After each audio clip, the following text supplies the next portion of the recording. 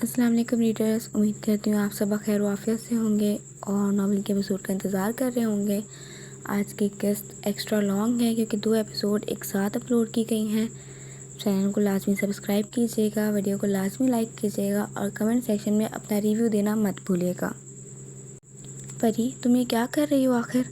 زرکا چھمبے میں مبتلا پریشا کو جوس کی گلاسز میں کچھ ملاتے دیکھ بولی، جبکہ ماہم بھی اسے الجھن بھری سوالیہ نگاہوں سے دیکھ رہی تھی۔ ابھی پتہ چل جائے گا کہ میں کیا کرنے والی ہوں۔ ابھی نے اپیا کے لیے سرپرائز پلان کیا، انہیں اتنا پیارا ڈریس بھیجا، اور ایک میرا ہونے والا شوہر ہے جسے کوئی پرواہ نہیں۔ ایسے کیسے چلے گا؟ سزا تو ملے گی۔ پریشا دانت پیستے ہوئے بولی۔ وہ انشا کے لیے خوش تھی، وہیں اسے اریب پر بے تحاشا طیش تھا۔ اس کا ماننا تھا کہ اریب کو بھی اس کے لیے سرپرائز پلان کرنا چاہیے تھا۔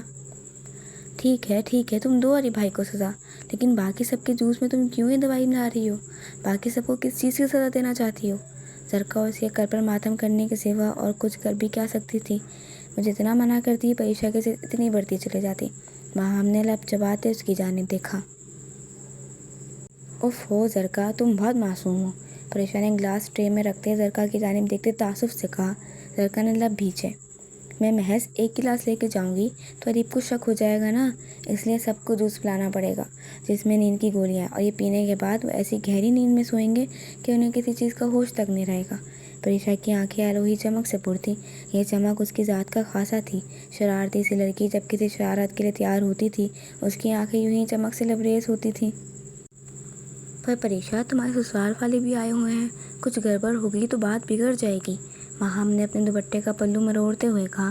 اریب کے گھر والے حویلی آ گئے تھے۔ ان کا استقبال التمش صاحب اور ہانیہ بیگم نے کیا تھا، جبکہ باقی سب کل کے فنکشن کے سبب جلدی اپنے کمروں میں جا بند ہوئے تھے۔ اپیا، آپ فکر نہیں کریں، کچھ نہیں ہوگا، پریشا نے لاپرواہی سے کہتے ٹرے ہاتھ میں اٹھاتے ان دونوں کو اپنی تکلیف میں آگے بڑھنے کا اشارہ کیا اور خود عفان کے کمرے کی جانب بڑھ گئی، جہاں سب جوانوں نے ڈیرا جمایا ہوا تھا۔ میں اندر آ جاؤں؟ بے دھڑک ہوتے کمرے کا دروازہ کھولے وہ اندر داخل ہوتے مسکراتے ہوئے بولی۔ بیڈ پر آڑے تیچھے لیٹے لڑکے کرنٹ کھاتے اٹھ بیٹھے تھے۔ صبح سے وہ ڈیرے کے کام سنبھال رہے تھے اور اب سب کی ہمت جواب دے گئی تھی۔ تھکن سب کے چہروں سے آیا تھی۔ پری، تم اندر آ ہی گئی ہو، اجازت لینے کی ضرورت نہیں، عفان نے نفی میں سہلاتے سنجیدگی سے کہا۔ دروازے کے اس پار زرکا کے ہمراہ کھڑی ماہم اب عفان کی آواز سنتے اپنے لب چبانے لگی، جبکہ اریب کی تو عید ہو گئی تھی، دیدار یار جو ہو گیا تھا۔ نارنجی لباس میں ملبوس، بالوں کو پشت پر کھلا چھوڑے، سینے پر ریشمی دوپٹہ پھیلائے، سادگی میں بھی غضب دھاتی پریشا کو دیکھتے اسے اپنی ساری تھکن زائل ہوتی محسوس ہوئی۔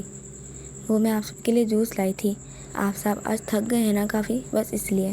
پریشا اریب کو اپنی جانب بے باکی سے یک تک دیکھتے بمشکل خود پر قابو پائے مسکراہٹ سجائے لب بولی، جبکہ رنگت میں گھلتی سرخیاں اریب پر یہ بات آشکار کر گئی تھیں کہ وہ اس کی نظروں کی تپش کے سبب شرم و حیا کے گہرے احساس میں مبتلا ہو چکی تھی۔ اریب نے مسکراہٹ لب تلے دباتے جوس کا گلاس اٹھاتے لبوں سے لگایا اور ایک ہی سانس میں ختم کرتے گلاس واپس رکھ گیا۔ واقعی آج کچھ زیادہ ہی تھکن محسوس ہو رہی ہے، ازمارے نے اپنی انگلیوں سے اپنا ماتھا مسلتے تھکن زدہ لہجے میں کہا۔ جسمانی تھکاوٹ تو اتنی نہ تھی، یہ تو ذہنی تھکاوٹ اور دل ٹوٹنے کے سبب پہلو میں ہوتی تکلیف تھی جو ناقابل برداشت ثابت ہوئی تھی۔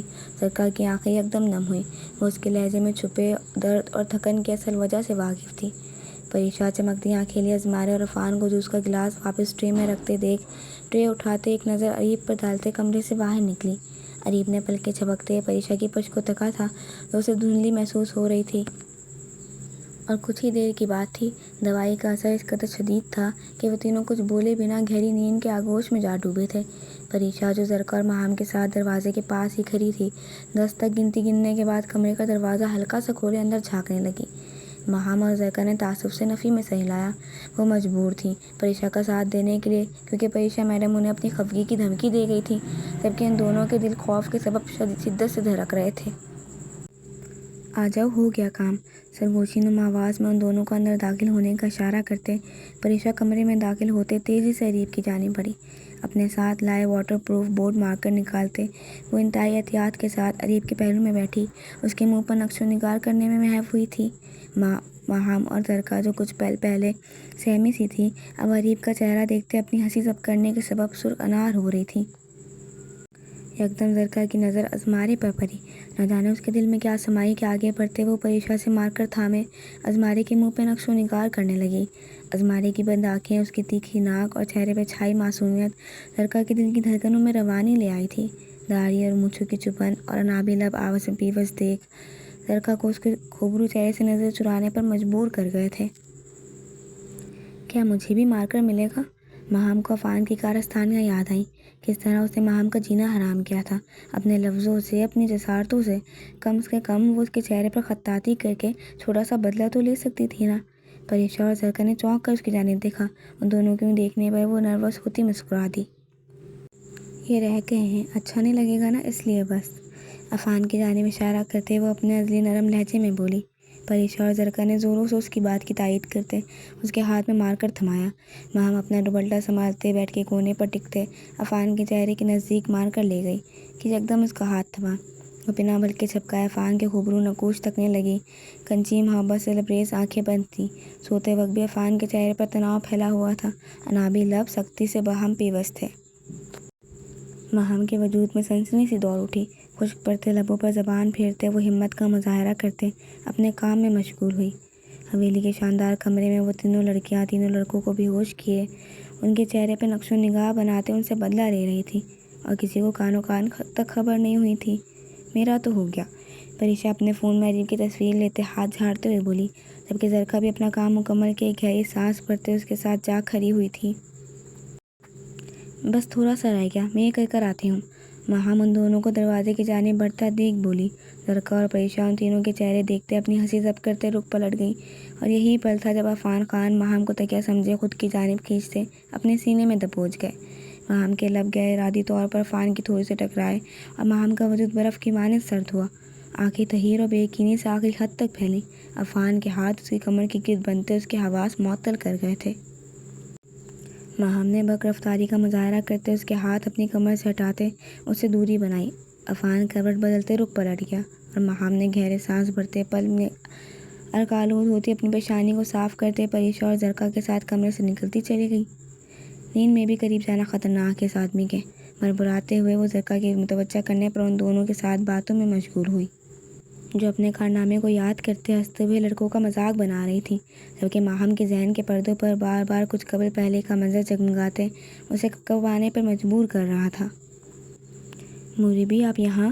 میرم فری بیگم کے نزدیک آنے پر بے یقینی سے گویا ہوئی۔ فری بیگم نے محبت پاش نگاہوں سے اس کی جانب دیکھا، جسے روبرو دیکھے نہ جانے کتنا وقت ہو گیا تھا۔ تمہیں لینے آئی تھی میں، پر تم اس وقت ہاسٹل واپس آ رہی ہو، خیریت؟ فری بیگم نے اس دوران ایک نظر بھی عباس پر نہیں ڈالی تھی۔ وہ میرم سے اس کا تعارف لینا چاہتی تھی۔ ایسا نہیں تھا کہ انہیں میرم پر بھروسہ نہیں تھا، وہ آنکھیں بند کر کے بھی اپنے گھر کے بچوں پر بھروسہ کر سکتی تھی، کیونکہ انہیں اپنی تربیت پر بھروسہ تھا، لیکن میرم کی ایک لڑکے کے ساتھ موجودگی حیران کن تھی۔ وہ موری بھی، یہ میرے پروفیسر ہیں، سر عباس۔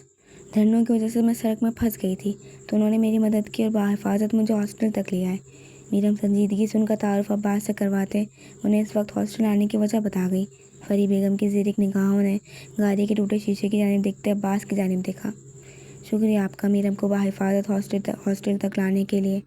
لبوں پر دھیمی مسکان سجائے فری بیگم نے عباس کا شکریہ ادا کیا، جو پشت پر ہاتھ باندھے خاموش کھڑا ان دونوں کی باتیں سن رہا تھا۔ میرم کے لہجے میں احترام اور جھکی نگاہوں کو دیکھتے وہ سمجھ گیا تھا اس کے سامنے کھڑی ہستی ضرور کوئی اعلیٰ مقام رکھتی ہیں۔ شکریہ کی بات نہیں میم، مدد کرنا میرا فرض تھا، آخر کو اسٹوڈنٹ جو ٹھہری میری۔ عباس میرم کی جانب کن نگاہوں سے دیکھتے سنجیدگی سے بولا۔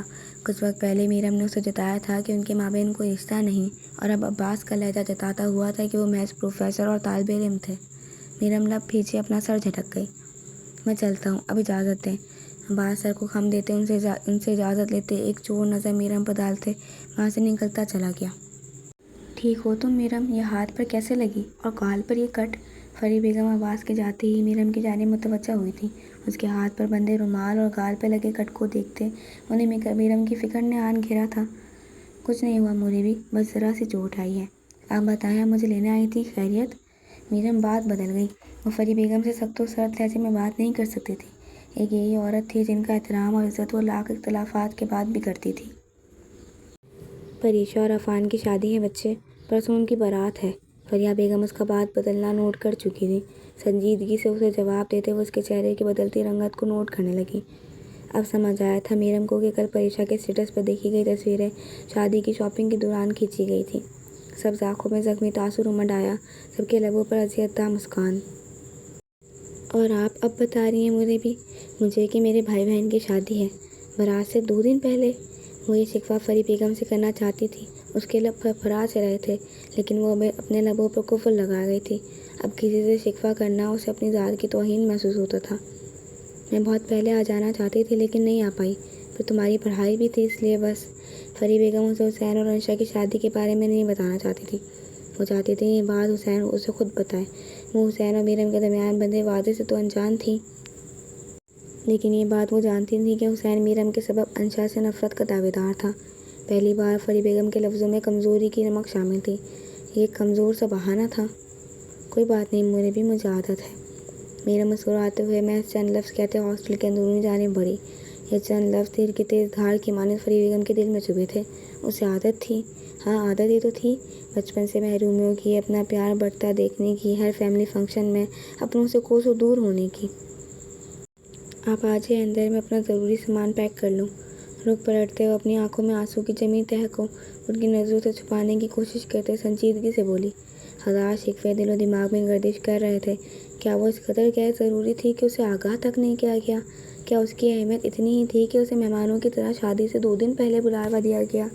وہ سب سے کیا ہی شکوہ کرتی، اس پر جان نچھاور کرنے والے بھائی تک نے اسے آگاہ نہیں کیا۔ حسین کو یاد کرتے ہوئے اپنے آنسو نگلتے اپنے روم کی جانب بڑھ گئی۔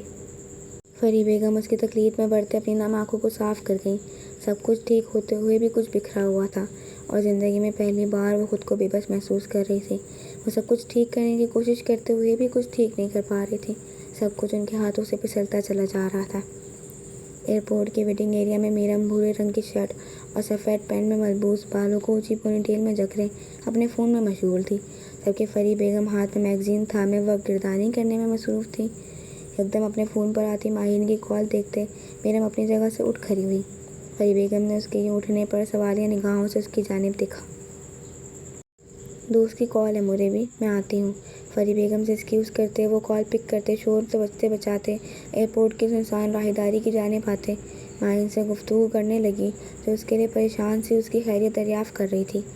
ہاں میں ٹھیک ہوں ماہرین، تم فکر نہیں کرو، کچھ دنوں کے لیے گھر جا رہی ہوں بس، میرم مجھ سے آگاہ کر رہی تھی جب سماعتوں سے ٹکراتی نسوانی آواز نے اس کی توجہ اپنی جانب مبذول کی۔ یہ ایئرپورٹ کا سنسان ایریا تھا جہاں اکا دکا لوگ ہی وقفے وقفے سے گزر رہے تھے۔ ماہرین میں تم سے بعد میں بات کرتی ہوں۔ میرم نے فون بند کرتے اپنے قدم آگے بڑھائے۔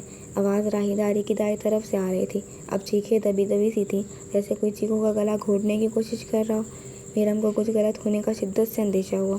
آخر اس سنسان حصے میں نسوانی چیخیں گونجنا عام بات تو نہ تھی، کوئی نہ کوئی گڑبڑ ضرور تھی۔ میرم جیسے جیسے قدم آگے بڑھا رہی تھی، خوف کے سبب اس کی دل کی دھڑکنیں تیز رفتاری سے دھڑک رہی تھیں۔ یکدم اس کے پاؤں زمین نے جکڑے تھے۔ سامنے نظر آتا منظر اس کی روح فنا کر گیا تھا۔ 5 سے 6 لڑکوں کا گروپ ایک لڑکی پر حاوی ہوتے اس کی عزت نوچ کھسوٹنے کے لیے تیار تھا۔ وہ لڑکی ممکنہ حد تک اپنا بچاؤ کر رہی تھی۔ میرم کی آنکھیں آخری حد تک پھیلیں۔ یکدم تمام خوف اشتعال میں بدلا۔ بنا آواز کیے وہ آس پاس نظر دوڑاتے ایک طرف پڑے اسٹیل کے ڈسٹ بن کو ہاتھ میں تھامے تیزی سے ان لڑکوں کی جانب بڑھی۔ چھوڑو اسے۔ ان لڑکوں کے نزدیک آتے وہ ہاتھ میں تھاما ڈسٹ بن ان کے سروں پر مارتے انہیں لڑکی سے دور کر گئی تھی۔ وہ لڑکے اپنا سر پکڑے اچانک افتاد کے سبب گھبراہٹ میں مبتلا ہوتے ہڑبڑا سے گئے تھے۔ بھاگو یہاں سے اور گارڈز کو لے کر آؤ، میرم اس لڑکی کو اپنی جانب دیکھتے پا کر چیخی۔ وہ جانتی تھی کہ ان لڑکوں کا شکارہ وہ بننے والی ہے، اس لیے اس لڑکی کو بھگانا اس کی پہلی ترجیح تھی۔ مگر میں، وہ لڑکی حد درجہ خوف میں مبتلا تھی۔ میرم نے اپنی جانب بڑھتے لڑکے کے سر پر وار کرتے دانت پیستے ہوئے اس لڑکی کی جانب دیکھا۔ میں نے کہا بھاگو یہاں سے۔ وہ بامشکل ان لڑکوں پر وار کرتے انہیں اس لڑکی اور اپنے قریب آنے سے روک رہی تھی۔ وہ لڑکی میرم کے چیخنے پر ہمت کرتے اٹھتے تیزی سے وہاں سے بھاگی تھی۔ تیری تو تجھے ہم بتاتے ہیں۔ گروپ کا ایک لڑکا میرم کے پشت پر آتے اس کے ہاتھ سے ڈسٹ بن چھینتا طیش میں کہتے اس کے ہاتھ پکڑ گیا۔ چھوڑو مجھے ورنہ مارے جاؤ گے، چھوڑو۔ میرم مزاحمت کرتے زخمی شیرنی بنی چیخی۔ وہ لڑکے اس کی دھمکی پر ہنس پڑے۔ کون مارے گا ہمیں؟ وہ لڑکی جو پولیس کو لینے گئی ہے یا تم؟ جب تک وہ لڑکی آئے گی تمہارا کھیل ختم ہو جائے گا۔ اس کی جانب بڑھتا لڑکا میرم کو کمینگی بھری نگاہوں سے دیکھتے تمسکرانا بولا۔ میرم نے نفرت اور اشتعال آمیز نگاہوں سے ان کی جانب دیکھا۔ خبردار، جو میرے نزدیک آئی یا مجھے چھوا بھی، خدا کی قسم جان سے جاؤ گے۔ میری موریں بھی تمہاری جان نکال لیں گی۔ میرم انہیں اپنی جانب بڑھتا دیکھ اپنے خوف پر قابو پائے انہیں دھمکا گئی تھی، اور یہ محض دھمکی نہیں تھی۔ وہ جانتی تھی اس پر اگر ایک آنچ بھی آئی اس کا بھائی بعد میں اس کی موریں بھی پہلے حشر برپا کر دیں گی۔ پری بیگم ان سب کے لیے حساس تھیں۔ وہ اپنے بچوں کو چھوتی گرم ہوا کی بھی دشمن تھی، یہاں تو بات اس کی عزت کی تھی۔ اور وہ یہاں کیسے آئیں گی؟ انہیں الہام ہوگا کہ ان کی معصوم حسینہ بھیڑیوں کے ہاتھ لگ گئی ہے۔ اس کے پشت پر کھڑا لڑکا اس کے عارض پر غلاظت سے ہاتھ پھیرتے تنزیہ بولا۔ میرم کا دل یکدم سکڑ کر پھیلا۔ پری بیگم اس تک کیسے پہنچیں گی؟ وہ تو لا علم تھی کہ میرم یہاں ہے۔ ان سب لڑکوں کی ہوس بھری نگاہیں اسے اپنے وجود سے آر پار ہوتی محسوس ہوئیں۔ یکلخت وجود ٹھنڈا پڑا تھا، خوف، اشتعال اور بہادری پر غالب آ گیا تھا۔ ہمیشہ کی طرح وہ آج بھی تنہا تھی، بس فرق اتنا تھا پہلے کسی بھی مصیبت کا سامنا اسے نہیں کرنا پڑا تھا کیونکہ حسین اس کے آگے ڈھال بن کر کھڑا ہو جاتا تھا، لیکن آج وہ مصیبت کا رخ خود اپنی جانب موڑ چکی تھی۔ دیکھو مجھے جانے دو۔ میرم کا لہجہ یکدم بھر آیا۔ 5 لڑکوں کی موجودگی میں وہ یکدم اپنے آپ کو کمزور پڑتا محسوس کرنے لگی۔ ہاں، ایسے کیسے جانے دیں؟ اچھا خاصا اس لڑکی سے کام چلا رہے تھے تو خود ہمارے شکنجے میں قید ہوئی ہے، اب تو سزا بھگتے گی۔ پھینکی سے نیچے، سامنے کھڑا لڑکا خباثت سے کہتا اپنے ساتھی کو حکم دے گیا۔ میرم کو اپنی گرفت میں قید کیے لڑکے نے اس کے حکم کی تعمیل کرتے میرم کو فرش پر پھینکا۔ اس سے قبل میرم اٹھ کے وہاں سے فرار ہوتی، وہ لڑکا اس پر حاوی ہوتے اس کے ہاتھوں کو جکڑ گیا۔ چھوڑو مجھے، کوئی ہے؟ پلیز بچاؤ مجھے۔ میرم اپنے ہاتھوں کو اس کی گرفت میں دیکھتے بے بسی سے چیخی۔ روم روم خوف سے سنسنا اٹھا تھا۔ اس کے لیے یہ پل موت کے مترادف تھے۔ وہ شدت سے اپنے رب سے مدد کی دعا مانگ رہی تھی۔ کوئی نہیں آئے گا یہاں، اور کوئی آ بھی گیا تب بھی نہیں بچا پائے گا۔ جانتی نہیں تو مجھے کس کا آدمی ہوں میں؟ وہ لڑکا میرم کے نازک گال پر تھپڑ رسید کرتے اسے دھمکاتے ہوئے کہتے اس کی گردن پر جھکنے لگا۔ جب کوئی آندھی طوفان بنا اس تک آتے اس کی شرٹ جکڑے اسے دیوار میں پٹک گیا۔ میرم جو مکمل بے بس ہوتے اس شخص کو اپنی گردن پر جھکتا دیکھ اپنی آنکھیں بند کر گئی تھی۔ اس کے دور ہونے اور چیخ کی آواز سنتے اپنی آنکھیں کھول گئی۔ اپنے سامنے وحشت کا روپ بنے عباس حاکم کو دیکھتے اس کا وجود ساکن ہوا تھا، برف کی سیل کی مانند سرد اور ساکت۔ عباس حاکم سرخ انگارہ نگاہیں لیے بھسم کر دینے والے انداز میں ان لڑکوں کی جانب دیکھتے ایک ایک کو دھنک رہا تھا۔ اس کی زبان سے ایک لفظ ادا نہیں ہوا تھا، لیکن اس کے ہاتھوں اور گردن کی پھولتی رگیں، اس کی سرخ رنگت اور غضبناک تاثرات جو آنکھوں میں رقم تھے، وہ یہ بات واضح کر رہے تھے کہ جس لڑکے کو چھونے کی ان لوگوں نے غلطی کی ہے وہ لڑکی مرزا عباس حاکم کے لیے کیا معنی رکھتی ہے۔ میرم خطرناک حد تک پھیلی نگاہیں عباس پر ٹکائے پیچھے کو کھسکتی جا رہی تھی۔ یکدم اسے خوف محسوس ہوا۔ ان لڑکوں کی دلدوز چیخیں اس کی سماعتوں میں گونجتے اسے مزید خوف سے دوچار کر گئی تھیں۔ پل میں سفید ماربل کا فرش خون کے دھبوں سے داغدار ہوا تھا۔ سر پلیز آپ چھوڑ دیں انہیں، قانون ہاتھ میں مت لیں سر پلیز۔ گارڈز وہاں آتے عباس کو ان لڑکوں سے دور کرتے ہوئے بولے، انہیں لے جائیں، اور یاد رہے یہاں موجود لڑکی کا نام کسی صورت کہیں نشر نہیں ہونا چاہیے، ورنہ مرزا عباس حاکم کسی صورت اس ایئرپورٹ کے ناقص انتظامیہ کو نہیں چھوڑے گا۔ اسے احساس تک نہیں کہ یہاں کیا ہو رہا ہے۔ عباس لرزدار لہجے میں گویا ہوتے میرم کی جانب متوجہ ہوا، جو اپنے کانوں پر ہاتھ رکھے کپکپاتے ہوئے فرش پر موجود خون کے دھبوں کی جانب دیکھ رہی تھی۔ عباس کے گلے میں گلٹی ابھر کر معلوم ہوئی۔ ایسی تو نہ تھی وہ، اس قدر کمزور۔ یہ کیسا روپ دیکھ رہا تھا وہ اس کا، جو اسے مزید شنج و پنج میں مبتلا کر رہے تھے۔ گھٹنوں کے بل زمین پر بیٹھتے وہ میرم کے بالوں کو سمیٹتے اس کے ہاتھوں پر ہاتھ رکھ گیا۔ میرم، لہجہ روئی کی گالوں کی مانند نرم تھا، جیسے سکوت سے بہتا پانی۔ میرم نے بھیگی خوفزدہ نگاہیں اٹھائے اس کی جانب دیکھا، اور اگلے پل عباس کی زندگی کا حیران کن واقعہ پیش آیا۔ وہ ضدی بگڑی امیر زادی، مغرور چڑیل، جس کی مغروریت، جس کی زبان درازی مرزا عباس حاکم کو اس سے خار کھانے پہ مجبور کر گئی تھی، جسے پہلی نظر دیکھتے ہی وہ اپنی ناپسندیدگی کا اظہار کر گیا تھا۔ وہ لڑکی خوف سے لرزتی اس کے سینے میں سمائے ہچکیوں سے روتے اس کے دل کی دھڑکنوں کو بے ترتیب کر گئی تھی کہ مرزا عباس حاکم کی سماعتیں محض اپنی دھڑکنوں کی گونج سن پا رہی تھی، باقی شعور کہیں دور پیچھے، بہت پیچھے رہ گیا تھا۔ عباس کے ہاتھ کپکپا اٹھے۔ اپنے کپکپاتے ہاتھ اٹھاتے وہ اس کی پشت پر باندھتے اپنی دھڑکنوں کے شور سے عاجز آیا تھا۔ آج سے پہلے ایسی صورتحال کا کب سامنا ہوا تھا، اور آج جب ہوا تھا تب اس لڑکی کے آنسو تکلیف دے گئے تھے۔ چپ ہو جاؤ میرم، تم ٹھیک ہو، بالکل ٹھیک ہو۔ عباس میرم سے زیادہ خود کو اس بات کا یقین دلا رہا تھا کہ وہ ٹھیک ہے، جبکہ میرم اپنا سارا خوف، اپنی ساری بے بسی آنسوؤں کے ذریعے ظاہر کر رہی تھی۔ عباس کی آواز سنتے اس کے آنسو تھمے۔ خوف کے سبب وہ ہوش و حواس گنوائے اس کے سینے سے لگی رو دی تھی۔ اب جب ہوش آیا تو اس کا دل کیا زمین پھٹے اور وہ اس میں سما جائے۔ وہ کیسے کسی کے سامنے یوں رو کر خود کو کمزور ثابت کر سکتی تھی؟ وہ کمزور نہیں تھی، اسے ہمدردی سے سخت نفرت تھی۔ پل لگے تھے میرم حسین کو اور وہ اپنے خون میں سمٹ گئی تھی۔ آئی ایم سوری، ایک جھٹکے سے عباس سے دور ہوتے وہ اپنے آنسو صاف کرتے سنجیدگی سے بولی۔ چہرے کے تاثرات میں بدلاؤ آیا تھا، سبز آنکھیں اسپاٹ ہوئی تھیں۔ عباس کے ماتھے پر شکنیں نمودار ہوئیں۔ وہ دور ہوئی تو وجود میں بے چینی سرایت کرتی چلی گئی، اور پھر میرم کا لہجہ، اس کی اسپاٹ نگاہیں اسے الجھن میں ڈال گئی تھیں۔ کس لیے؟ عباس کو معافی کی وجہ سمجھ نہیں آئی۔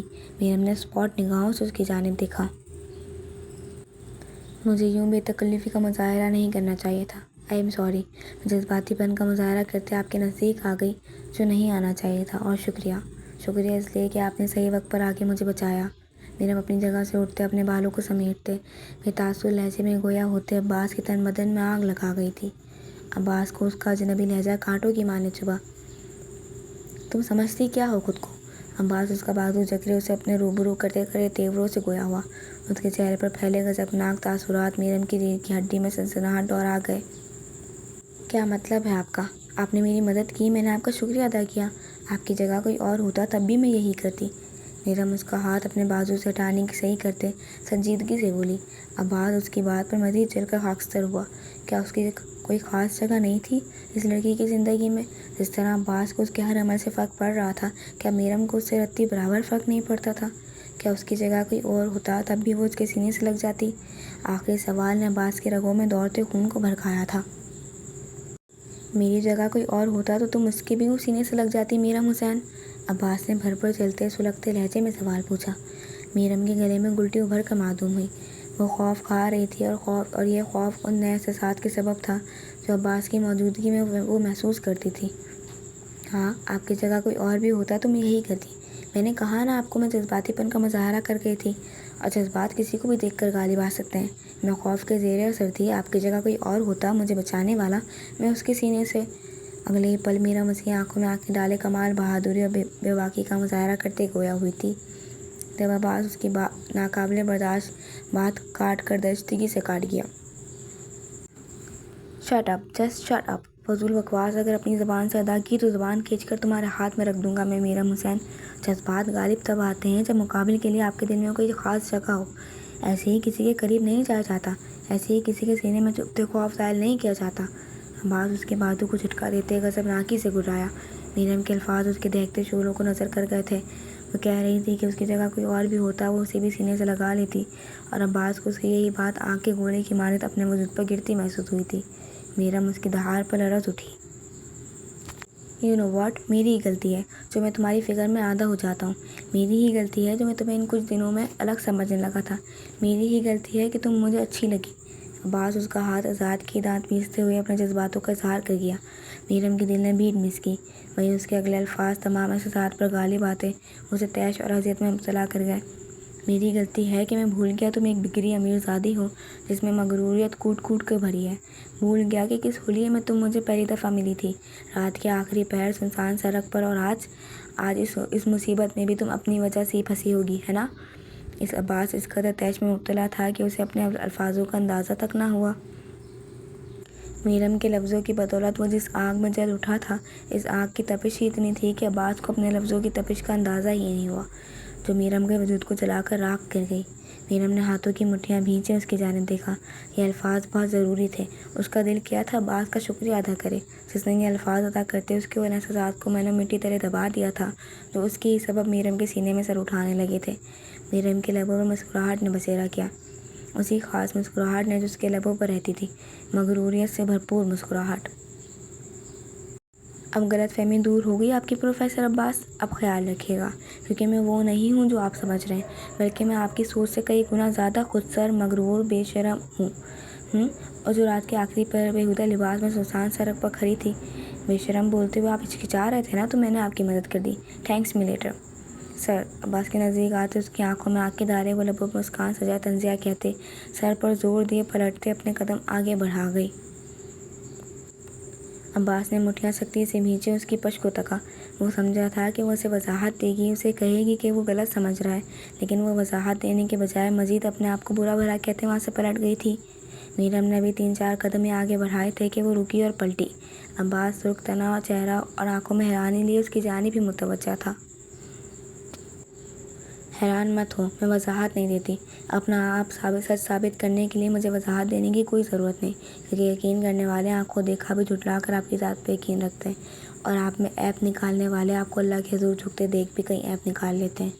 میرم نے پلٹتے ہوئے تاثر لہجے میں کہتے قدم آگے بڑھائے۔ وہ میرم حسین تھی، بچپن سے تکلیفوں میں جیتے آنے والی لڑکی۔ اسے لوگوں کے بولنے سے کوئی فرق نہیں پڑتا تھا، اس کی نظروں میں وہ صحیح تھی اور اس کے لیے یہی کافی تھا۔ عباس نے جبرے بھینچے، اپنے بالوں پر ہاتھ پھیرا۔ وہ کراچی جا رہا تھا، کل اریب کی مائیوں تھی، اسے آج چل کر خان حویلی پہنچنا تھا۔ وہ ضروری فون کال آنے پر ایک طرف آیا تھا، جب ایک لڑکی بھاگتی ہوئی اس کے نزدیک آئی، اسے بتانے پر کہ ایک لڑکی اسے کچھ لڑکوں سے بچاتے خود اس کی جگہ پھنس چکی ہے۔ وہ تیزی سے اس لڑکی کی بتائی گئی جگہ پر پہنچا تھا، جہاں ایک لڑکے کو میرم پر جھکے دیکھ عباس کو اپنا آپ عاطف فشاں میں جلتا محسوس ہوا۔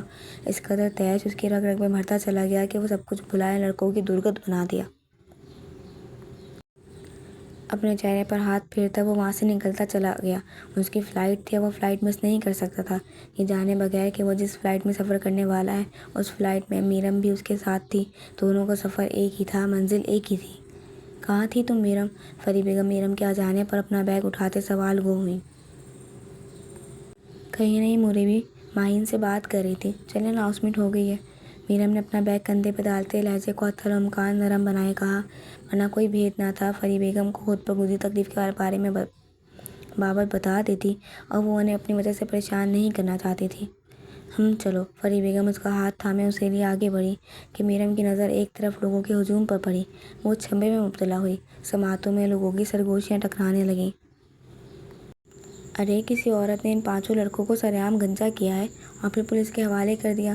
سننے میں آیا ہے کسی لڑکی کے ساتھ زبردستی کرنے کی کوشش کر رہے تھے۔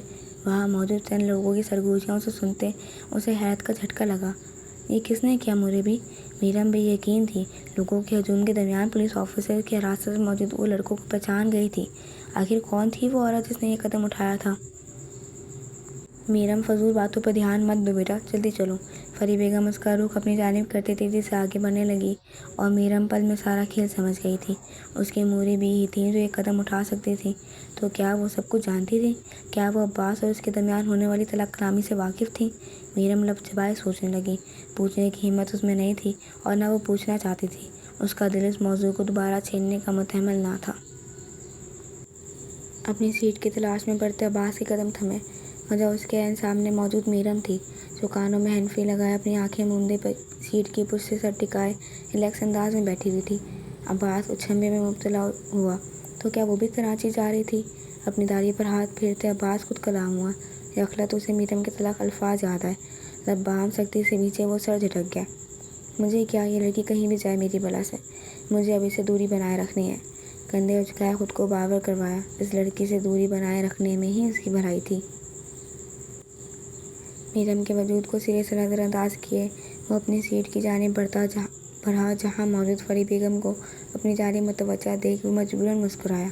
وہ جتنا اس لڑکی اور اس سے جڑی چیزوں سے دوری بنانے کی کوشش کرتا ہے، قدرت اسے بہرحال کسی نہ کسی طرح اس لڑکی سے جوڑے رکھتی تھی۔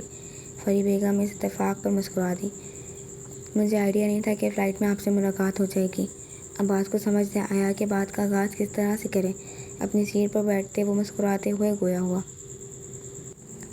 اگر آئیڈیا ہوتا تو آپ یقیناً فلائٹ مس کر دیتے۔ پری بیگم اپنے موبائل پر سرسری نگاہ ڈالتے اپنی ازلی انداز میں کہتی، عباس کو ٹھٹکنے پر مجبور کر گئیں۔ عباس کی مسکراہٹ سمٹی۔ پری بیگم کی طنزیہ مسکان اور لہجہ اسے گڑبڑانے پر مجبور کر گیا تھا، کیونکہ اگر اسے میرم کی اس فلائٹ میں موجودگی کا پتہ ہوتا تو وہ یقیناً یہی کرتا۔ نہیں، آپ کو ایسا کیوں لگا؟ عباس نے خود کو کمپوز کرتے کہا۔ میں نے مذاقاً کہا ہے مسٹر عباس۔ اچھا ہی ہے کہ ہماری منزل ایک ہی ہے، ہم سفر کے دوران میرم کے بارے میں بات کر لیں گے۔ ویسے کراچی آپ جا کس مقصد کے لیے رہے ہیں؟ پری بیگم اب مکمل طور پر اس کی جانب متوجہ ہوئی تھی، جبکہ عباس ان کے سامنے شدید نروس ہوا تھا۔ نہ جانے کیسی کشش اور روب ان کی ذات کا خاصا تھا کہ عباس کو انہیں جواب دینے کے لیے لفظوں کا چناؤ کرنا پڑ رہا تھا۔ دراصل میرے چھوٹے بھائی کی شادی ہے، میں وہی اٹینڈ کرنے جا رہا ہوں، اور وہیں میرا بھائی گاؤں بھی ہے۔ عباس جو فری بیگم کی بات پر خوفزدہ سا ہو گیا تھا، سنجیدگی سے گویا ہوا۔ اوہ ماشاء اللہ، ویسے کیا نام ہے آپ کے بھائی کا مسٹر عباس؟ فری بیگم مختصر ہوئی۔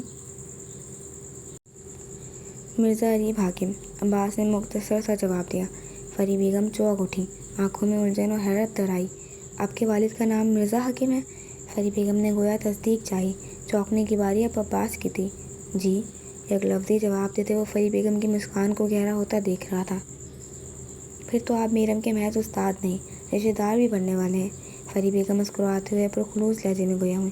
عباس کی پیشانی پر شکنوں کا جال بچھایا۔ فری بیگم کی بات اس کے سر سے گزری تھی۔ آپ کے بھائی کی شادی میری بھتیجی پریشا کے ساتھ طے ہوئی ہے، اور یقیناً آپ خان حویلی جا رہے ہیں جو میرا گھر ہے۔ فری بیگم اسے الجھنزدہ نگاہوں سے خود کی جانب دیکھتے پا کر اس کی الجھن دور کر گئی۔ مرزا عباس مسکرا بھی نہ سکا۔ تو اس لڑکی سے چاہے جتنی بھی دوری بنا لی جاتی، قسمت ان دونوں کا ٹکراؤ کروانے سے باز نہ آتی۔ وہ گہرا سانس بھر گیا۔ سمجھ سے باہر آتا رہے کہ اس حسین اتفاق پر اپنی خوشی کا اظہار کروں یا حیرت کا۔ فری بیگم کو خود کی جانب دیکھتے پا کر وہ اپنی سیٹ کی پشت ٹیک لگا کر دھیمی آواز میں بڑبڑایا۔ فری بیگم اس کے نزدیک تھیں تبھی بآسانی اس کی بڑبڑاہٹ سن پائیں۔ یہ بات اس قدر بھی حیران کن نہیں، اصولاً آپ کو خوشی کا اظہار کرنا چاہیے بیٹا۔ فری بیگم کندھے اچکائے کہتے لیپ ٹاپ کھولے اپنے ای میلز چیک کرنے لگی۔ عباس نے اپنے لب بھینچے۔ دھوپ چھاؤں سا مزاج تھا فری بیگم کا، ہو بہو میرم کی طرح، یا یہ کہنا صحیح تھا کہ میرم کا انداز ہو بہو ان کی طرح تھا۔ پل میں تولا پل میں ماشا۔ سر کو خم دیتے ہوئے بھی اختیار نگاہیں میرم کی جانب مرکوز کر گیا، اور اگلے ہی پل اسے ٹیک چھوڑنی پڑی۔ میرم کے سامنے کھڑا لڑکا مسکراتے ہوئے میرم سے مخاطب ہوتے اب اس کے برابر میں برجمان ہوا تھا۔ اب مرزا عباس حاکم کا چین و سکون جو پہلے اس لڑکی کے سبب اس سے روٹھ گیا تھا، مزید غارت ہوا۔ سنجیدگی سے پر آنکھیں سرد ہوئیں۔ ایک ہلکی سی چبھن تھی جو سینے میں اٹھتی محسوس ہوئی تھی، اور پھر یہ چبھن بڑھتی چلی گئی۔ میرم کو اس لڑکے سے بارہا مخاطب ہوتا دیکھ وہ سلگ اٹھا۔ کچھ پل پہلے وہ ارادہ کر بیٹھا تھا کہ اس لڑکی کو نظر انداز کرنے کی ممکنہ حد تک کوشش کرے گا۔ نہ جانے کتنے وعدے خود سے کیے تھے، سب دھرے کی دھرے رہ گئے۔ وہ اس لڑکی سے بے نیازی نہیں برت پایا، اسے نظر انداز نہیں کر پایا۔ اس کے پہلو میں بیٹھا شخص اسے خاردار تاروں کی مانند چبھا۔ میرم کا اس سے ہم کلام ہونا آگ کی لپیٹوں کی مانند اسے جکڑ گیا تھا۔ پہلو پر پہلو بدلتے وہ سینے میں شدت پکڑتی جلن کے جان لیوا احساس سے نکلنے کی صحیح کر رہا تھا، اور فری بیگم کی نگاہیں باریک بینی سے اس کے تنہ تاثرات ملاحظہ فرما رہی تھیں، اور وجہ بھی ان کی نگاہوں سے مخفی نہیں رہی تھی۔ بیٹے، سیٹ میں کوئی مسئلہ درپیش آ گیا ہے یا آپ کے پیٹ میں مرور اٹھ رہے ہیں؟ مسکراہٹ ضبط کرتے وہ انتہائی سنجیدگی سے گویا ہوئی۔ عباس جو لبوں پر ہاتھ کی مٹھی بنائے رکھتے سلگتی نگاہوں سے میرم کی جانب دیکھ رہا تھا، چونک اٹھا۔ نہیں تو آپ کو کیوں لگا ایسا؟ عباس نے اپنے تاثرات پر قابو پائے اپنے شرٹ کے کالر جھاڑتے ہوئے پوچھا۔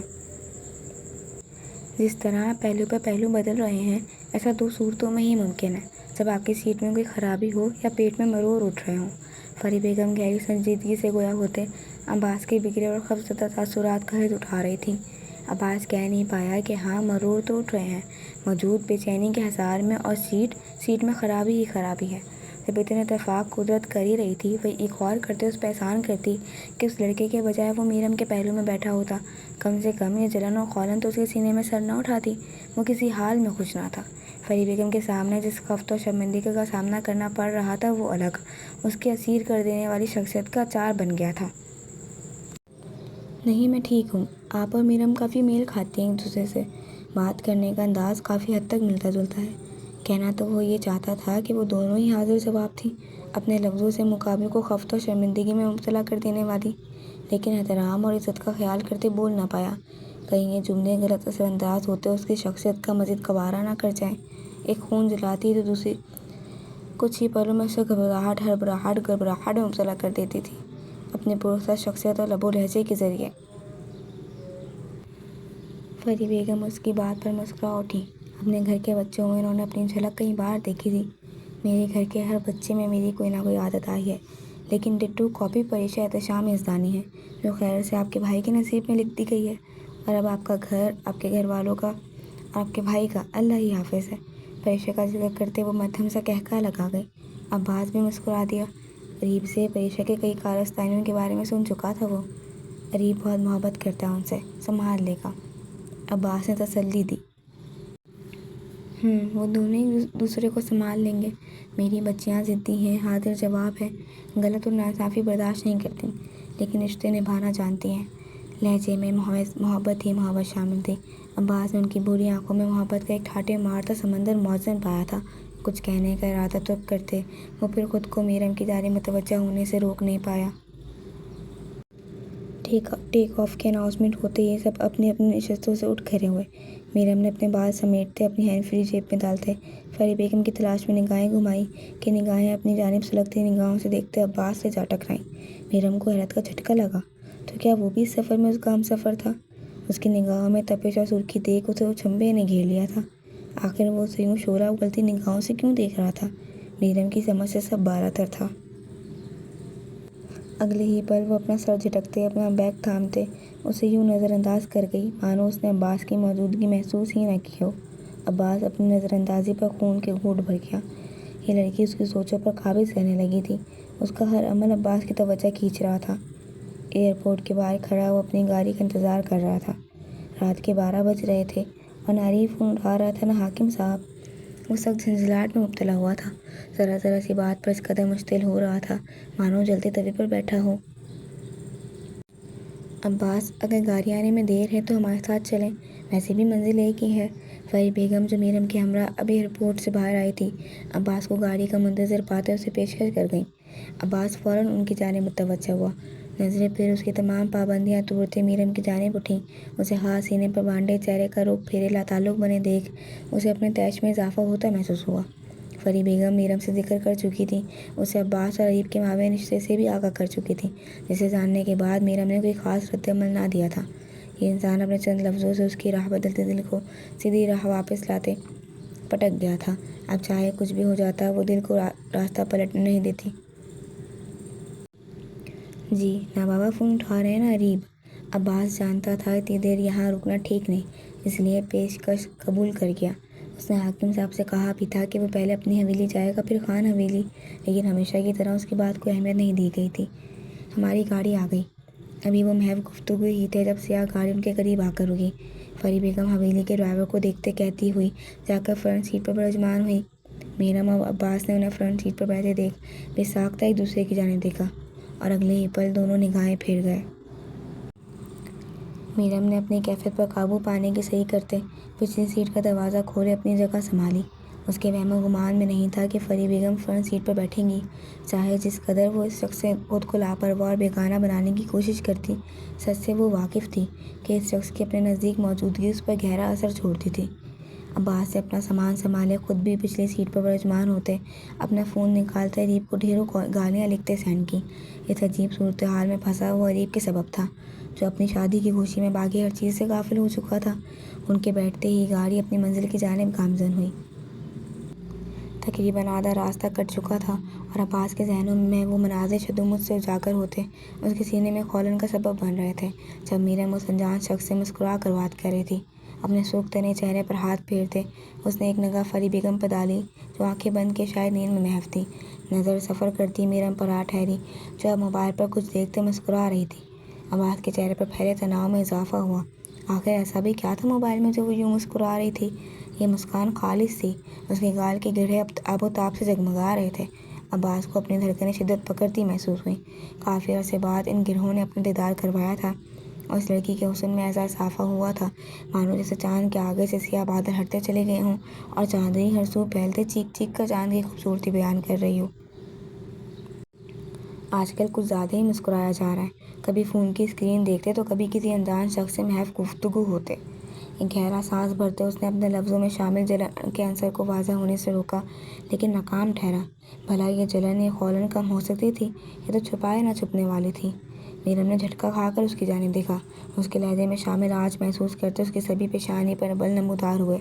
کیا مجھ سے کہہ رہے ہیں آپ؟ سوال کافی غیر متوقع اور بے تکا تھا کہ عباس اس کی جانب دیکھنے پر مجبور ہوا۔ آپ کے علاوہ کوئی مسکرا رہا ہے؟ دو بدو سوال آیا۔ میرم کی بھویں تن اٹھیں۔ تو اب آپ کو میرے مسکرانے پر بھی مسئلے درپیش آنے لگے پروفیسر؟ لہجہ استہزائیہ ہوا۔ آخر اب اس کے مسکرانے پر بھی یہ شخص اسے تلخ لفظوں سے نوازنا چاہتا تھا۔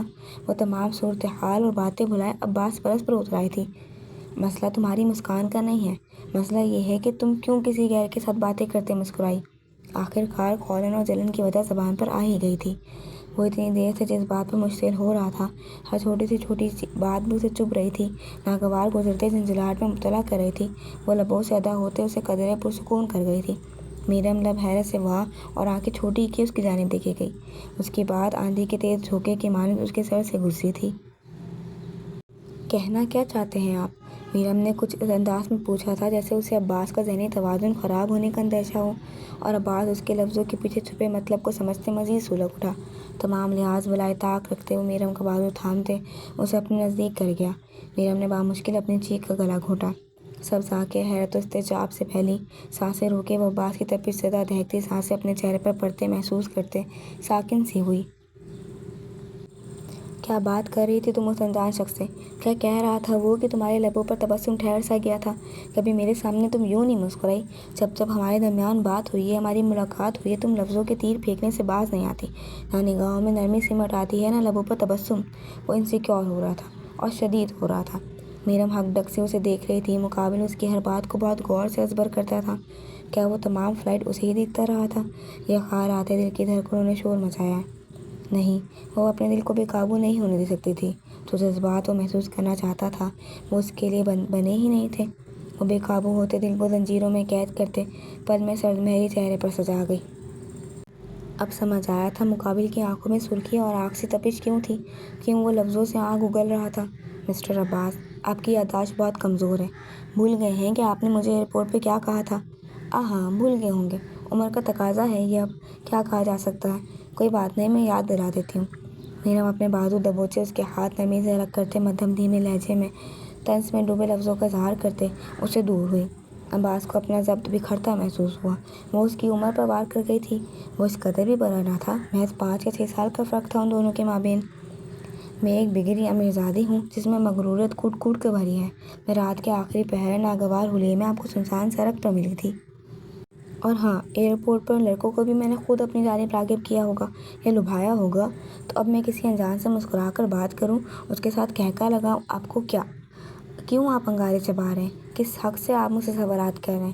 میرم نے اس کا لفظ بہ لفظ دہراتے اسے سوالات کیے۔ عباس کو اپنا فشار خون بلند ہوتا محسوس ہوا۔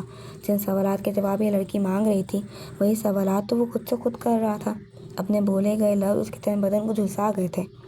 آپ اتنی اتاولے ہو رہے ہیں جاننے کے لیے کہ میں کیا بات کر رہی تھی تو میں بتاتی چلوں۔ اس شخص کی منگنی تھی اور وہ اپنی منگیتر کے لیے تحائف لینا چاہتا تھا، اس بارے میں میری رائے مانگ رہا تھا، اور میں مسکراتے ہوئے اسے مبارکباد دے رہی تھی۔ میرا کردار کیسا ہے کیسا نہیں مجھے اس کی وضاحت دینی آتی ہی نہیں۔ اگر میرے تن پر موجود کپڑے میرے کردار کو آپ کی نظروں میں برا بناتے ہیں، میرا لب و لہجہ مجھے مغرور بناتا ہے آپ کی نظروں میں، یہ تو آپ کی نظروں کی خامی ہے۔ میری نظر میں اور میری ذات معتبر ہے اور میرے لیے یہ کافی ہے۔ برائے مہربانی آپ مجھ سے دوری بنا کر رکھیں۔ آپ میرے پروفیسر ہیں اور اب میری بہن کے جیٹ بھی۔ میں نہیں چاہتی کہ آپ کچھ ایسا کہہ دیں جس کا جواب آپ کو گرا گزرے اور آپ کے احترام میں کمی آ جائے۔ وہ دو ٹوک لفظوں میں اسے ٹوک گئی تھی۔ صاف صاف خود سے دور رہنے کا کہا تھا۔ عباس کو اہانت کا احساس شدت سے ہوا۔ وہ ہر بار اپنے دل کے آگے گھٹنے ٹیکتے اس لڑکی کے ہاتھوں ذلیل ہو جاتا تھا، اور ہر بار یہ لڑکی اس کے تیش کو آخری منزل تک لے جاتی تھی، جہاں پہنچتے اس کا سب کچھ تہس نہس کرنے کو جی جاتا تھا۔ یہ لڑکی اسے ہر بار کی طرح اس بار بھی لاجواب کر گئی تھی۔ مرزا عباس حاکم اپنے آپ کو جی بھر کر کوس رہا تھا۔ تمہارا کردار خراب نہیں ہے میرم، نہ میں ایسا سوچتا ہوں، عباس نے وضاحت دینی چاہی۔ میرم دھیما سا مسکراتے اپنا رخ پھیر گئی۔ وہ طیش میں آتے غلط لفظوں کا چناؤ کر گیا تھا، لیکن وہ اس لڑکی کے کردار پر کوئی انگلی نہیں اٹھا سکتا تھا۔ ہاں، اس کا حلیہ ناگوار گزرتا تھا، اس کے طنز میں لپٹے لفظ اسے ناگوار گزرتے تھے، لیکن اس لڑکی کا کردار نہیں۔ اپنے ہی لفظوں پر ملال کا جذبہ سینے میں سر اٹھا گیا تھا۔ آپ کے الفاظ بدلتے ہیں مسٹر عباس، کبھی کردار اچھا تو کبھی برا۔ پہلے آپ خود کو تو اس دوہری سوچ سے آزادی دلوائیں کہ آپ کی نظروں میں میری ذات میرا کردار معتبر ہے یا نہیں۔ میرم نے اس کی وضاحت رد کی۔ وہ شخص الجھا ہوا تھا، اس کی الجھن وہ بھانپ چکی تھی۔ گاڑی کا ہارن بجتے ان دونوں کو احساس ہوا کہ وہ گاڑی میں پری بیگم کی موجودگی کو یکسر بھلائے بیٹھے تھے۔ پری بیگم نے ہارن کی آواز پر اپنی آنکھیں مسلتے پچھلی سیٹ کی جانب دیکھا۔ جہاں دونوں فخر رنگت کے ساتھ بیٹھے ان کی جانب متوجہ تھے۔ کیا کچھ ہوا ہے؟ پری بیگم ان کے چہرے کی بری رنگت دیکھتے مستفسر ہوئی۔ میرم اور عباس دونوں نے سر کو نفی میں ہلایا۔ معذرت، مجھ پر نیند کا غلبہ آ گیا تھا۔ پری بیگم کی آواز نیند کے سبب بھاری ہو رہی تھی۔ وہ معذرت خواہ لہجے میں کہتی گاڑی سے اتری۔ میرم نے شکر کا سانس بحال کیا، جبکہ عباس کی بھی سانس میں سانس آئی تھی۔ وہ دونوں بھی گاڑی سے باہر نکلے۔ دلاور اب تک جاگ رہے ہیں؟ دلاور صاحب کو سفید شلوار قمیض میں ملبوس، شال کندھوں پہ ڈالے اپنی جانب آتا دیکھ پری بیگم خفگی سے بولی، میری خانم گھر نہیں تھی، نیند کیسے آتی؟ محبت پاش لہجے میں کہتے ہوئے اپنے کندھوں سے شال اتارتے پری بیگم کے وجود کو ڈھانپتے ہوئے بولے۔ عباس اس منظر کو دیکھتے ہوئے ساختہ مسکرا گیا۔ کیسی ہے میری گڑیا؟ میرم کو دیکھتے ہوئے فوراً اس کی جانب بڑھتے اسے اپنے سینے سے لگائے شفقت سے گویا ہوئے۔ میرم مسکرا گئی۔ یہ مسکان پھیکی سی تھی۔ عباس بغور اس کی جانب دیکھ رہا تھا۔ میں ٹھیک ہوں بڑے پاپا۔ اس کا لہجہ اب قدرے مختلف تھا، نرم، ٹھہرا ہوا۔ آپ؟ دلاور صاحب اب عباس کی جانب متوجہ ہوئے تھے۔ ان کی آنکھوں میں اجنبیت اور سرد پن لہرایا تھا۔ سبز کنچی آنکھیں جو کچھ پل پہلے محبت میں ڈوبی ہوئی تھی، اب ان میں سختی ہی سختی شامل تھی۔ دلاور، یہ حاکم صاحب کے بڑے بیٹے ہیں عباس حاکم، اور میرم کے پروفیسر بھی۔ ہماری ملاقات فلائٹ میں ہوئی، منزل ایک تھی تو ہم ساتھ چلے آئے۔ پری بیگم اپنے شوہر کے انداز کو نفی میں سر ہلاتے ان کے نزدیک آتے تعارف کروا گئیں۔ اوہ اچھا، خوش آمدید بیٹے۔ دلاور صاحب کی آنکھوں میں پہلی سختی پھر نرمی میں بدلی۔ عباس کے بغل گیر ہوتے وہ خوش باش لہجے میں بولے، معاف کرنا بیٹے۔ دلاور صاحب، نہیں، غرض یہ کہ ہمارے گھر کے تمام مرد حضرات کچھ زیادہ ہی حساس ہیں۔ ان کی نرمی اور ہنسی محض ہمارے لیے ہے، ورنہ باقی سب کے لیے سٹون مینس ہیں، سب۔ پری بیگم اور عباس کے چہرے پر دلاور صاحب کے رویے کے سبب الجھن دیکھتے اسے وضاحت دے گئیں۔ اپنی عورتوں کے لیے مرد کو حساس ہی ہونا چاہیے، عباس نے مسکراتے ہوئے کہا۔ پری بیگم اور دلاور صاحب اس کی بات پر سر کو خم دیتے مسکرا گئے۔ دلاور، آپ عباس کو کمرہ دکھا دیں، صبح ملاقات ہو جائے گی سب سے۔ شادی کے ہنگاموں کے سبب سب تھکن کا شکار ہیں، ایسے میں ڈسٹرب کرنا صحیح نہیں۔ آ جاؤ میرم میرے ساتھ تم۔ پری بیگم رسانے سے کہتی میرم سے گویا ہوئی، جو لان میں نظریں گھمائے یہاں کی تازگی بھری فضا میں سانس بھر رہی تھی۔ مجھے بھی، میں تھوڑی دیر لان میں ہی رہوں گی، کافی ٹائم بعد یہاں آئی ہوں، اچھا لگ رہا ہے۔ میرم نے نرمی سے کہتے اپنے سرخ و سفید پیروں کو جوتوں کی قید سے آزاد کرواتے نرم بھیگی گھاس پر قدم رکھا۔ یکدم ایک نرمی اور ٹھنڈک بھرا احساس اس کی رگوں میں اترتا چلا گیا۔ ٹھیک ہے، پری بیگم اس بات میں سر ہلاتے اندر کی سمت بڑھی۔ دلاور صاحب بھی عباس کو لیے حویلی کے اندرونی حصے کی جانب بڑھے۔ عباس کا دل پلٹ کر میرم کو دیکھنے کے لیے مجبور کرنے لگا، لیکن وہ دل کو ڈپٹ گیا۔ اس قدر خفت کا سامنا تو کر چکا تھا وہ، اب مزید خفت و شرمندگی کا سامنا نہیں کر سکتا تھا۔ شادی کے بعد میں تمہیں ڈزنی لینڈ لے کے جاؤں گا انشا، تم بچپن سے جانا چاہتی تھی نا۔ انشا کو اپنی سینے میں بھیجے وہ چاند کو تکتے لبوں پر زندگی سے بھرپور مسکان سجائے مستقبل کے حسین خوابوں کی چھبی چاند پر دیکھتے انشا سے مخاطب ہوا۔ متعادل اس کے ساتھ بیٹھا مستقبل کے حسین خواب بن رہا تھا، جن کی تکمیل وہ جلد از جلد چاہتا تھا۔ انشا کی جانب سے کوئی جواب نہ پاتے وہ سر جھکائے اپنے سینے پر سر رکھے لیٹی انشا کی جانب متوجہ ہوا۔ لبوں پر ٹھہری مسکان مزید گہری ہوئی، آنکھوں میں محبت کا ٹھاٹھے مارتا سمندر موزوں ہوا۔ وہ اس کے سینے پر سر رکھے نیند کی پرسکون وادی کی سیر کو نکلی ہوئی تھی۔ اس کی مدھم سانسوں کا زیر و بم جاری تھا۔ حسین چہرے پر چاند کی چاندنی اپنی چھب دکھلا کر غائب ہوتے اس کے حسن میں اضافہ کر رہی تھی۔ برسوں سے دو حصوں میں بٹے حسین عدیل کو آج جا کر سکون نصیب ہوا تھا۔ انشا کا ساتھ پاتے وہ سرشار سے سب کچھ بھولے بیٹھا تھا، اپنی بہن، اس سے کیا وعدہ، سب کچھ یاد تھا تو فقط یہ کہ انشا اس کی محبت تھی اور وہ اپنی محبت سے دستبرداری اختیار نہیں کر سکتا تھا۔ انشا کے مخملی وجود کو بازو میں بھرتے وہ اس کی نیند کا خیال کرتے باغ سے باہر نکلا تھا۔ اس کے حسین چہرے پر نظریں جمائے اس کا رخ حویلی کی جانب تھا کہ یکلخت اسے تھمنا پڑا۔ لان میں کھڑی میرم جو سینے پر ہاتھ باندھے گہرے سانس اس تازگی بھری بخش فضا میں بھر رہی تھی، عین اسی وقت رک پلٹ گئی تھی۔ میرم کو اپنے سامنے دیکھ حسین کے لبوں پر پھیلی مسکان سمٹتی چلی گئی، آنکھوں میں جلتے محبت کے دیپ بجھنے لگے، چہرے پر چھائی نرمی سنجیدگی میں بدلی، جبکہ میرم کے لیے یہ منظر غیر متوقع تھا۔ اس کا بھائیو انشا کو تھامے اس کے سامنے کھڑا تھا، اس کے لبوں پر پھیلی مسکان، آنکھوں میں جلتے محبت کے دیپ وہ دیکھ چکی تھی۔ یکدم دل سکڑ کر پھیلا۔ کیا انشا اس کے بھائیوں کو بھی چھیننے میں کامیاب ٹھہری تھی؟ کیا حسین اس کا وعدہ بھولے بیٹھا تھا؟ ہاں، یہی ہوا تھا، تبھی تو اس کے بھائی نے پلٹ کر اس کا حال تک نہ پوچھا تھا، حویلی میں ہوتی شادیوں سے بھی اسے بے خبر رکھا تھا۔ حسین چہرہ جہاں آسودگی اپنے پر پھیلائے ہوئی تھی زرد پڑا۔ سب آنکھوں میں خوف لہرایا تھا، حسین کو کھو دینے کا خوف۔ رفتہ رفتہ خوف خفگی میں بدلا اور خفگی آنسوؤں میں۔ اگلے ہی پل وہ نفی میں سر ہلاتے ننگے پاؤں حویلی کے اندرونی سمت بھاگی۔ میرم، بات سنو میری میرم، حسین نے اسے پکارا۔ اس کی پکار میرم کی سماعتوں تک رسائی حاصل کر چکی تھی، جسے وہ نظر انداز کرتے آگے بڑھتی چلی گئی۔ رکنا بیکار تھا، آنسو دگا دیتے عارض پر بہہ نکلے تھے۔ اس وقت وہ کسی کا سامنا نہیں کر سکتی تھی۔ حسین نے جبرے بھیجے اس راہ کو تکا جہاں سے وہ گزری تھی۔ اس کے سکون کی مدت کچھ پل کی تھی، آج نہیں تو کل میرم سے اس کا سامنا ہونا ہی تھا۔ وہ محبت اور بہن میں محبت کو چنتے بہن کو کھو چکا تھا، تو وہیں اگر وہ بہن کو چنتا، اس کے وعدے کو چنتا، تو محبت سے دستبردار ہو جاتا۔ انشا کی قربت میں جو کچھ پل سکون اسے مہیا ہوا تھا وہ چھین لیا گیا تھا۔ لب بہم بیوس کیے وہ انشا کے وجود کو سنبھالے حویلی کی جانب بڑھا۔ وہ جانتا تھا میرم اس سے خفا ہے اور اس وقت وہ اس سے بات نہیں کرے گی، چاہے کتنی بھی وہ کوششیں کر لے۔ اور صبح میرم کو ایک اور حیرت کا جھٹکا لگنے والا تھا، اس کی رخصتی کے بابت جان لینے کے بعد۔ وہ انشا کو اس کی باہوں میں دیکھ کر اس قدر شدید رد عمل دے چکی تھی، نہ جانے کل کیا کہہ ڈھاتی۔ حسین کو اپنے دماغ کی شریانیں پھٹتی محسوس ہوئیں۔ انشا کو اس کے کمرے میں لٹائے وہ زرکا پریشا کی شوخی اور شرارت بھری نگاہیں نظر انداز کرتا اپنے کمرے کی جانب بڑھ گیا۔ اپنے کمرے کا جائزہ لیتا عباس کمرے سے منسلک بالکنی میں آتے میرم کی تلاش میں نظریں لان پر مرکوز کر گیا تھا۔ جہاں نظر آتا منظر دیکھ اس کے ماتھے پر بال اودھ آئے تھے۔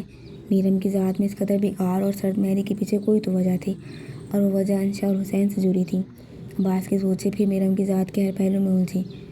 ایک جاندار انگڑائی لیتے عریب نیند سے بیدار ہوا۔ بدن درد سے ٹوٹ رہا تھا، مانو نہ جانے کتنی مشقت کر چکا ہو۔ کندھوں پر منو بوجھ آن ٹھہرا تھا۔ تمام رات وہ گہری نیند میں غرق، مایوں سے لے کر برات تک کی ہر تقریب خواب میں دیکھ چکا تھا۔ خوشی جو اس قدر تھی، اپنے چہرے پر ہاتھ پھیرتے اس نے پلٹتے ازمارہ عفان کی جانب دیکھا۔ انہیں دیکھتے حیرت کا 440 وولٹ کا جھٹکا تھا جو اسے لگا تھا۔ وہ اپنا سر دائیں سے بائیں ہلاتے اپنی آنکھیں زور زور سے مسل گیا۔ یہ اس کا خواب ہو لیکن یہ حقیقت تھی۔ وہ دونوں ایک دوسرے پر لدے منہ کھولے سانسیں بھرتے گہری نیند میں غرق تھے۔ چہرے پر ماہرانہ انداز میں کی گئی نقش و نگاری سے وہ کوئی اور ہی مخلوق معلوم ہو رہے تھے۔ عریب نے بے یقینی کے حصار تلے اپنا ہاتھ آگے بڑھاتے انگلی سے ازمارے کے عارض کو چھونا چاہا۔ ازمارے اسی وقت اپنے چہرے کا رخ بدل گیا اور عریب کی انگلی اس کے عارض کو چھونے کے بجائے اس کے کان میں داخل ہوئی۔ عریب اگلے ہی پل گن کھاتا اپنا ہاتھ پیچھے کرتے اونٹ کے عجیب و غریب زاویے بنانے لگے۔ اس قدر گھنونے انداز میں اس کا وہم دور ہوا تھا کہ وہ کچھ پل اپنی انگلی صاف کرنے کے بعد اس قدر زوروں سے کہکہا لگا گیا تھا کہ اس کے جناتی کہکہوں کے سبب وہ دونوں اٹھ بیٹھتے آواز باختگی سے کمرے میں چاروں جانب دیکھ رہے تھے، جبکہ عریب ہنسی سے لوٹ پوٹ ہوتا بیڈ سے نیچے گرتا کہکہا لگا رہا تھا۔ ازمارے عفان جو نیند میں ڈوبے ان جناتی کہکہوں کی گونج کے سبب کھول اٹھے تھے، زمین پر آڑے تیچھے لیٹے عریب کو دیکھتے ان کی نیند بھگ سے اڑی۔ وہ ہنس رہا تھا اور اس کی سرخ رنگ سے رنگے لب پھیلتے عجیب ہی مزاحیہ منظر پیش کر رہے تھے۔ ایک تو اس کا سفید رنگ سے رنگا چہرہ، دوسرا اس کی آنکھوں کے گرد نیلا رنگ اور لبوں پہ رنگا سرخ رنگ۔ وہ جوکر لگ رہا تھا، بس فرق اتنا تھا کہ فلم میں جوکر سے خوف محسوس ہوتا تھا، اور عریب کو دیکھتے ایک ہنسی کا طوفان سینے میں سر اٹھاتے ان دونوں کو کہکہا لگانے پر مجبور کر گیا تھا۔ تم دونوں کیوں ہنس رہے ہو؟ عریب ان دونوں کو اپنے ساتھ کہکہا لگاتے دیکھ اچھمبے میں مبتلا بولا، جبکہ ہنسی رکنے کا نام نہیں لے رہی تھی۔ تو کیوں ہنس رہا ہے؟ ازمارے اور عفان ہم آواز بولے۔ کیونکہ تم دونوں کی شکلیں دیکھنے لائق ہیں۔ عریب اپنی ہنسی بامشکل ضبط کرتے مسکاتی نگاہوں سے ان دونوں کو دیکھتے بولا، دیکھ عریب، پہلے ہی نہ جانے کون سی مجبوری کے تحت پریشا تجھ سے شادی کرنے کے لیے تیار ہوئی ہے۔ اب یہ داغ اندر کر لے شاباش، ورنہ بیچاری ہماری بہن تجھ سے خوفزدہ ہوتے تجھے بندوق سے اڑا دے گی۔ وہ جس طرح 32 ذاتوں کی نمائش کرتے ان دونوں کو دیکھ رہا تھا، خوفناک لگ رہا تھا۔ کہکہا لگاتے تو وہ پھر بھی مزاحیہ گمان کر رہا تھا۔ عفان پریشا کا خیال کرتے بولا، اس بات سے انجان کہ عریب کا یہ حال پریشا بیگم کی ہی مہربانی ہے۔ کیا مطلب؟ کیا ہوا ہے؟ اچھا خاصا ہینڈسم تو ہوں میں؟ عریب کی مسکراہٹ سمٹی، اپنے بالوں پر ہاتھ پھیرتے وہ اپنی وجہ سے بھرپور شکل کے لیے خوفناک لفظ سنتا چلتے کولر پر جا بیٹھا تھا۔ ایک بار جی کڑا کر کے آئینے میں اپنے وجہ سے بھرپور چہرے کو دیکھ لیں، ساری غلط فہمی خام خیالی میں بدلے گی۔ ازمارے نے ہنستے ہوئے اس کا مذاق اڑایا۔ عریب اسے خشمگین نگاہوں سے گھورتے ڈریسنگ ٹیبل کی جانب بڑھ گیا۔ اگلے ہی پل اسے پہلے سے زیادہ زور آور جھٹکا لگا تھا۔ وہ اپنے آپ سے ہی خوفزدہ ہوتے 2 قدم پیچھے ہوا۔ یہ کیا ہے؟ کس نے کیا ہے یہ؟ عریب اپنا پورا منہ سفید رنگ سے رنگا، آنکھوں کے گرد نیلا رنگ، ہونٹوں پر لال رنگ دیتے تقریباً چیخا تھا۔ ازمارے اور عفان ہنس پڑے۔ تیش کے سبب عریب کا تنفس بگڑا تھا۔ مجھ پر ہنسنے کے بجائے ایک نظر اپنے حسین خوبرو چہروں پر ڈال لو تو احساس ہو کہ تم دونوں کا حال بھی مجھ سے کچھ مختلف نہیں۔ ان کی ہنسی اریب کا فشار خون بلند کر گئی تھی۔ خود اپنے حال سے ناواقف وہ اس پر ہنس رہے تھے۔ اریب کے کہنے کی دیر تھی، وہ دونوں ایک دوسرے کی جانب متوجہ ہوئے۔ ہنسی کو بریک لگی۔ ان کا حال تو اریب سے بھی بدتر تھا۔ ان دونوں کے چہرے پر تو بلی، چڑیا، درخت، نہ جانے کیا کیا بنایا گیا تھا۔ وہ تینوں کے چہرے آرٹ کینوس معلوم ہو رہے تھے، جن پر شاندار مصوری کی گئی تھی اور مصور لاپتہ تھا۔ اللہ اکبر، یہ کیا مخلوقات کمرے میں موجود ہیں! حسین جو جاگنگ سے اب واپس آیا تھا، کمرے میں داخل ہوتے ان تینوں کو دیکھتے صدمائی کیفیت میں ہو رہا۔ ساری رات وہ نہ سویا تھا۔ لاؤنج میں جاگتے وہ سوچوں کے تانے بانے بنتا رہا تھا، اور پھر فجر کی اذان سنتے وہ نماز کی ادائیگی اور جاگنگ کے لیے حویلی سے نکلتا چلا گیا تھا۔ وہ تینوں جو سنجیدگی سے ایک دوسرے کی جانب دیکھ رہے تھے، حسین کو دیکھتے روح دینے کو تیار تھے، اور حسین حیرت زدہ سا ان کے چہروں پر کی گئی خطاطی باری باری ملاحظہ فرما رہا تھا۔ میں نے ایک رات تم تینوں کو اکیلا کیا چھوڑا؟ تم تینوں بچوں کی طرح ایک دوسرے کے چہرے رنگ گئے۔ حسین سنبھلتے ہوئے اپنی ہنسی پر مشکل ضبط کے سرخ چہرہ لیے چوٹ کر گیا۔ ان تینوں نے خفگی سے اسے گھورا۔ یہ معرکہ ہم نے سر انجام نہیں دیا، اریب نے لفظ چباتے ہوئے ادا کیے۔ آپ کہاں تھے؟ اس کمرے میں تو آپ بھی رہتے ہیں، پھر آپ کیسے اس ماہر مصور سے بچ گئے جو یہ مصوری کرتے غائب ہے؟ عفان نے شکی نگاہوں سے اس کی جانب دیکھا۔ کیا اس لاپتہ مصور کو وہی تینوں ملے تھے؟ میں انشا کے ساتھ تھا، حسین نے روانی سے کہتے لب بھیجے۔ ان تینوں کا سارا دھیان یکلخت اس کی جانب مبذول ہوا۔ کہاں تھے؟ ازماری نے سوال دہرایا۔ حسین جانتا تھا اب جب تک وہ انہیں سب بتا نہیں دیتا وہ اس کی جان خلاصی نہیں کرنے والے تھے۔ پچھلے گارڈن میں تھا، انشا کے لیے سرپرائز پلان کیا تھا۔ حسین مختصر سا جواب دیتے مزید سوالوں سے بچنے کے خاطر واش روم کی جانب بڑھا۔ اریب کے دماغ میں ایک سوچ نے کنڈا مارا۔ میری چھٹی حس کہہ رہی ہے کہ یہ تمہاری بہن اور میری ہونے والی بیوی کا کام ہے۔ اریب ڈریسنگ ٹیبل سے ٹیک لگائے پرسوچ انداز میں بولا۔ پریشا، لیکن اگر اس کا ہاتھ ہوتا تو وہ ہمیں کیوں نشانہ بناتی؟ تمہاری ہی درگت بناتی نا؟ عفان نفی میں سہل آ گیا۔ یہ جو کوئی بھی تھا ان تینوں کا ہی دشمن تھا۔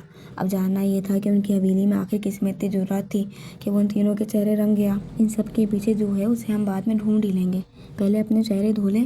آج مائیوں کی رسم ہے، سب کے سامنے ہم یوں جوکر بن کر تو جانے سے رہے۔ ازمارے کی بات پر وہ دونوں متفق تھے۔ حسین کے شاور لیتے باہر نکلتے ہی وہ تینوں واش روم میں جا گھسے تھے، اور اگلے ہی پل ان تینوں کی چیخیں کمرے میں گونجتے حسین کو دہلا گئی تھی۔